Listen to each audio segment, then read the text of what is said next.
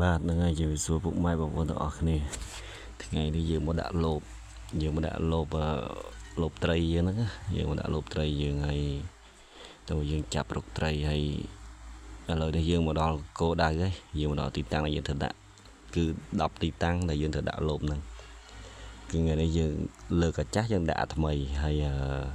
យើងរៀបចំលបហើយយើងចុះរកកន្លែងដែលពិសេសសម្រាប់យើងដាក់លបហ្នឹងហើយដល់កន្លែងនេះគឺយើងកន្លែងនេះដូចជាវាចោតថ្មរៀងច្រើនអញ្ចឹងយើងលបនេះយើងត្រូវដាក់ក្រោមកំប្លោកបងប្អូនដាក់នៅក្រោមកំប្លោកទៅហើយត្រីក៏វាចូលរៀងច្រើនដែរហើយកន្លែងនេះយើងរៀបចំដាក់ប៉ុន្តែយើងដាក់នេះ2ថ្ងៃក្រោយយើងលើកមកវិញព្រោះយើងដាក់ហ្នឹងយើងលងមួយថ្ងៃយើងដាក់ថ្ងៃហ្នឹងខានស្អែកយើងលើកលបវិញហើយលបត្រីនេះយើងដាក់លបត្រីនេះដូចជាបើយើងដាក់ត្រូវកន្លែងក៏ដៅពិសេសរៀងច្រើនដែរត្រីចូលទៅរៀងច្រើនដែរត្រីទុត្រីឆ្ដោតុងកែបក្តាមនិយាយទៅវាគ្រប់ប្រភេទទាំងអស់បងប្អូនហើយគោលដៅមួយទៀតដល់កន្លែងនេះគឺយើងរកឃើញទីតាំងមួយដែលល្អបំផុតដែលយើងចោះទៅរៀងចោតបន្តិចហើយស្មៅដូចរៀងជាស៊ុបលុបបន្តិចហើយយើងចោះទៅយើងកាយវេកបន្លាយកាយបន្លោះបងប្អូនណាកន្លែងនេះយើងចុះទៅរកកន្លែងពិសេសដើម្បីយើងដាក់លបអីលបត្រីរបស់យើងហ្នឹងគឺយើងដាក់ក្នុងថង់ពេលដែលយើងចុះទៅដល់ក្នុងទឹកបើយើងចាប់ដាក់យើងលាចឹងយើងដាក់ហើយគោលដៅទីតាំងដែលពួកខ្ញុំដាក់លបត្រីនេះដូចជាគោលដៅទីតាំងនៅបឹងតមោកបងប្អូនបឹងតមោកយើងកប់ស្រូវយើងនេះខណ្ឌពេជ្រភ្នៅបងប្អូនហើយយើងដាក់អញ្ចឹងមួយហ្នឹងយើងដាក់ដូចជាយូរដែរប្រហែលជាដូចជា2នាទី3នាទីអញ្ចឹងសម្រាប់10គោលដៅយើងត្រូវដាក់យើងរកកន្លែងគឺយើងជីច្រើនមែនតើបងប្អូនយើងត្រូវជីរកកន្លែងដែលវា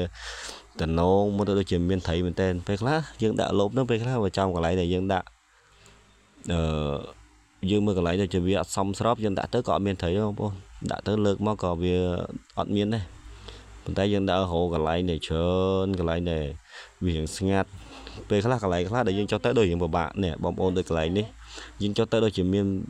នបន្លាមានឈើតែពេលយើងចុះទៅដូចវារៀងពុតដៃមុតជើងអញ្ចឹងប៉ុន្តែអាកន្លែងពិបាកហ្នឹងយើងដាក់បានត្រីច្រើនហើយយើងចុះទៅដាក់គឺបានច្រើនមែនតើហើយនេះយើងដាក់អាថ្មីចុះយើងយកអាចាស់ឡើងវិញប៉ុន្តែអាចាស់របស់យើងនេះចូលបានបងប្អូនចូលបានត្រីទុដែរបាន3ហ្នឹងបាន3ប៉ុន្តែត្រីយើងធំដែរយើងដាក់អាចាស់ហ្នឹងយើងលើថ្មីមកដែរវាចិត្តគោលដៅទីតាំងរបស់យើងនឹងដែរបានច្រើនបងប្អូននេះអូត្រីធំណាស់ព្រោះអីត្រីទុនៅនេះវារៀងខ្មៅព្រោះត្រីបឹងបងប្អូននឹងស្រាប់ហើយត្រីបឹងគឺប៉ុណ្្នឹងឯងប៉ុណ្រៀងកន្លះកដៃហ្នឹងមួយខាំជាង2ខាំប៉ុន្តែយើងអត់ដែរបានអាធំទេកាលមុននោះយើងដាក់បានមួយដែរហើយជាងកន្លះគីឡូមានចូលបងប្អូនតុងត្រីកែបពោះអីចូលទាំងអស់ប៉ុន្តែយើងបានថតវីដេអូនោះបងប្អូនមើលទេហើយវីដេអូស្ដែងជាក់ស្ដែងកន្លែងនេះគឺយើងដាក់បានត្រីធំមែនទែនយើងយកមកយើងដាក់ក្នុងស្បៃអានេះមិនមែនយើងទៅទិញនៅផ្សារណាបងប្អូនណាយើងយកបន្តដែលយើងដាក់លើកហើយយើងលើកបានកន្លែងnàyយើងដាក់ត្រីមកយើងលើកបានហើយយើងយកបន្ទាប់មកទៀតយើងដាក់លបត្រីរបស់យើងទៀតអាហ្នឹងនៅនេះយើងដាក់លបត្រីហ្នឹងយកលបត្រីហ្នឹងយើងទៅដាក់បន្តនៅកន្លែងគោលដៅផ្សេងមួយទៀតយើងដាក់កន្លែងផ្សេងមួយទៀតយើងរកកន្លែងដែលដូចវាកំ plau ចេះបងប្អូននេះគោលដៅយើងដាក់គឺផ្លូវពិបាកមែនទេបងប្អូននិយាយទៅពិបាកយើងពិបាកនឹងយើងចោះទៅដាក់វាមានថ្មមានគ្រួសមានបន្លាដែលយើងចោះទៅដាក់ហ្នឹងហើយយើងដាក់មួយហើយក្នុងថង់ខ្មៅបងប្អូនក្នុងថង់ខ្មៅនេះយើងដាក់បានមួយហើយយើងលើកអាចាស់របស់យើងហើយអាចាស់របស់យើងក៏វាចូលដូចជាវាចូលត្រីកភ្លៀងទៅអីចឹងហើយនុយដែលដាក់លបនេះបងប្អូនជាពិសេសខ្ញុំបញ្ជាក់ប្រាប់ចឹងមកយើងដាក់លបត្រីនេះ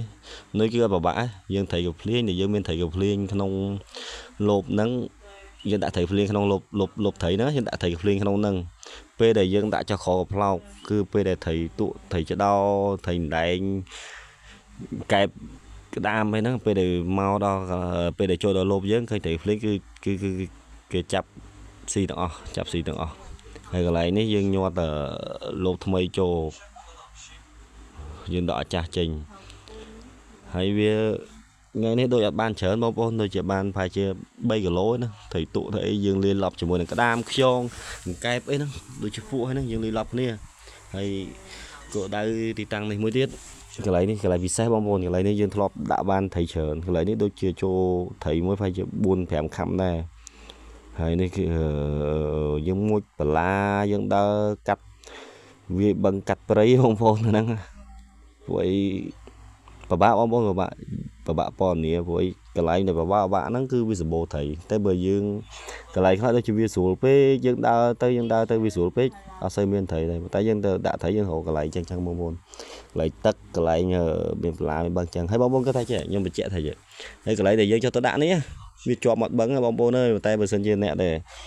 khai lương cứ mình ai cho bông bông chọn ba này với lương chởn nè hay mà đo cái này cứ là tập phao là dương lực ban dương lực ở cha ban pi lộp cứ cho ban tông vào bông ấy tông kẹp